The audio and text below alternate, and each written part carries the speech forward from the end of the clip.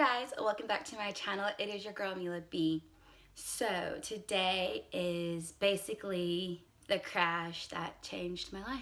For those of you that know, my dad got into a really bad accident. It's actually a miracle that he's here, to be honest. Everything leading up to it and everything afterwards, it's crazy. It's honestly still crazy to think about. It happened 2 or 3 weeks ago. Thursday night, because it happened Friday morning. Thursday night, we got into an argument. And I went off. I didn't say anything that was bad, but the whole argument was really my dad being in the wrong, to be honest. And my mom had chimed in at one point, and he was just in the wrong. That being said, he said a lot of hurtful things to me that, for me, it took a toll. So anyways, I went to bed upset. I never go to bed upset because I know life is short. You should never go to bed upset, but I went to bed upset. And I woke up the next morning still very upset. That's how I knew that he really hurt my feelings and it was still really heavy on my heart. Friday morning, I get up early. I wake up at 4:45. I have to be at work at 6. I'm driving and I'm listening to this podcast. And within the podcast, Tamia, it was the Blessed and Bossed Up podcast. She is stating how she prays in her prayer closet and how prayer does this for her. And then I realized, oh my God, I haven't prayed about the situation yet. So I turned the radio down and I prayed. And I was just like, God, give me the forgiveness, find it in my heart to forgive him. Give me the time to allow myself, when we talk, we can understand where each other's coming from and who said what to hurt the other person's feelings, and, you know, be with him this morning and then show him what he did and why he was in the wrong, and just really be with him this morning. So I get to work and my dad calls me. Now, y'all, I'm just keeping it real. God wasn't working that fast on me because I'm still angry. I just prayed at probably 5:45. He ain't working that fast. I'm just keeping it real. So I forwarded the phone call.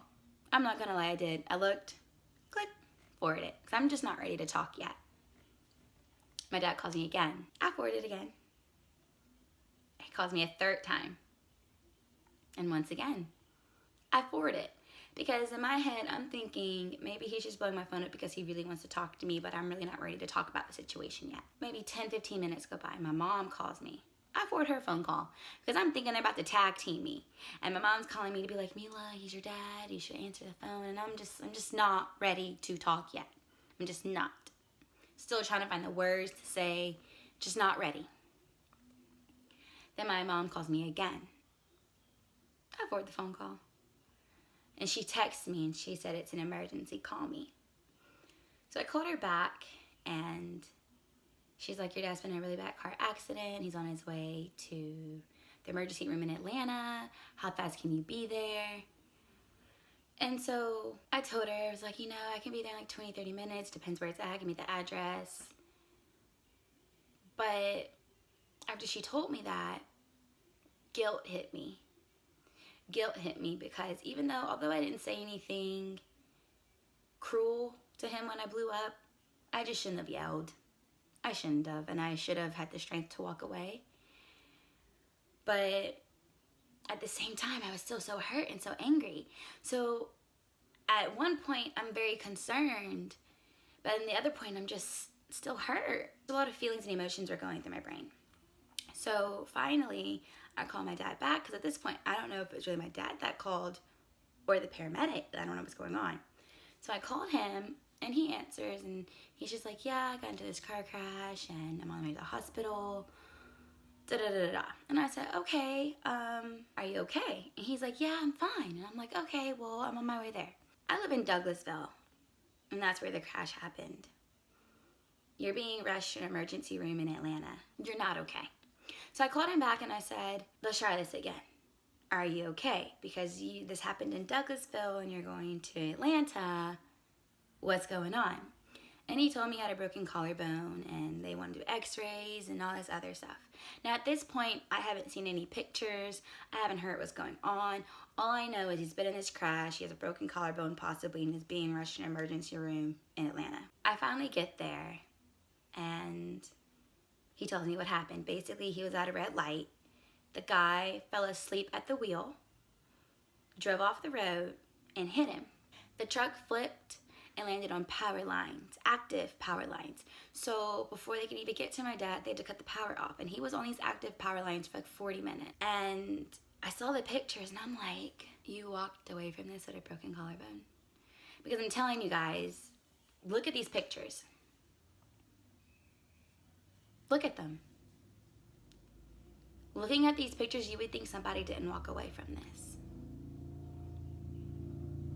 And my dad walked away with a broken collarbone and a bruised rib. At the emergency room. And I guess it finally hit him that, yeah, we had this argument and, you know, like things could have took a turn for the worse. But it's just crazy how prayer works. God is there. And I mean, that was really nothing but God. I feel as if, what if I didn't pray that morning? What would have happened? Life is short. And he knew I wasn't going to be able to handle if things went in a different direction. God knew I wouldn't be able to handle that. Pray for your loved ones. Pray for their happiness. Pray that they get through anything. Just pray. I'm so happy that my dad is still here, that we are making it, that he is alive, because a lot of people probably wouldn't have been able to walk away from that. Yeah, it's just crazy to think about, because my dad's still here and it's a miracle. So with that being said, thanks for listening to my story. Like, share, comment, and subscribe to my channel. And until my next video, guys, bye.